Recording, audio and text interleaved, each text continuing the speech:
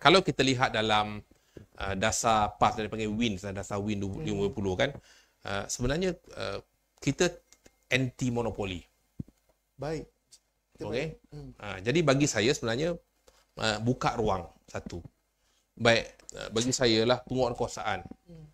Bila berlaku kes sekarang ni, kerajaan tak boleh pilih kilang-kilang tertentu, cek semua.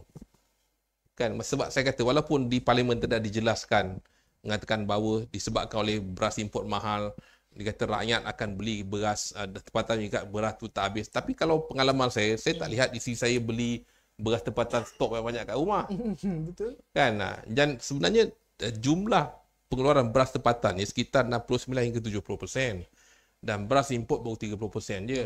Tak mungkin 70% hilang yang muncul 30%. Betul. Tak mungkin lah. Kan? Mana pergi? Baik.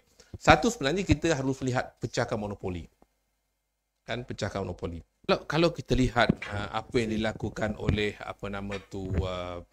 YB Dr. Azman, Dr. Azman Ibrahim di Terengganu, itu sebenarnya antara satu cara memecah monopoli.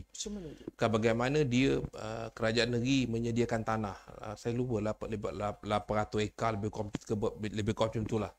Kemudian saya jumpa dia kata sebenarnya dia panggil pengusaha daripada Melaka. Saya pun terkejut untuk mengusahakan kan penternakan ayam telur di Terengganu. Nampak tak? Kemudian macam mana mereka hari ni mengusahakan padi sendiri kan di Terengganu dan dia letak brand dia. Dan kalau kita lihat di Kedah melalui pusat zakat, cuma hari ni bila kita cakap soal padi, dia sebenarnya adalah bidang kuasa pusat. Dan bagi saya sepatutnya pusat kena bagi leeway kepada negeri kan, untuk mereka menguruskan sendiri supaya boleh memecahkan monopoli tapi secara terkawal. Kalau kita lihat apa yang dilakukan di Kedah kan, bila mereka menggunakan duit zakat kan, kemudian mereka mengusahakan plot sendiri, mereka proses sendiri, mereka dapat hasil yang tinggi. Macam begitu juga macam yang berlaku di Terengganu. Ini kita panggil memecahkan monopoli. Kan sebenarnya import tu memang Bernas yang kontrol. Tetapi di bawah Bernas tu dia ada 6 anak syarikat lagi. Kan, anak syarikat lagi. Jadi kalau menurut saya sebenarnya pecahkan, tapi kita kena bagi pada satu syarikat jersey yang kita boleh ni lah. Mana dia pun tidak berlaku, kita panggil apa, kong kali kong. Sebab tu kalau saya lihat model yang diperkenalkan oleh Terengganu dan Kedah tu model yang sangat baik. Jadi maksud saya kalau kerajaan jujur nak pecahkan monopoli, mana bagi leeway kepada kerajaan negeri kan untuk membentuk organisasi dia untuk menghasilkan beras dan brand, macam itulah maksud saya.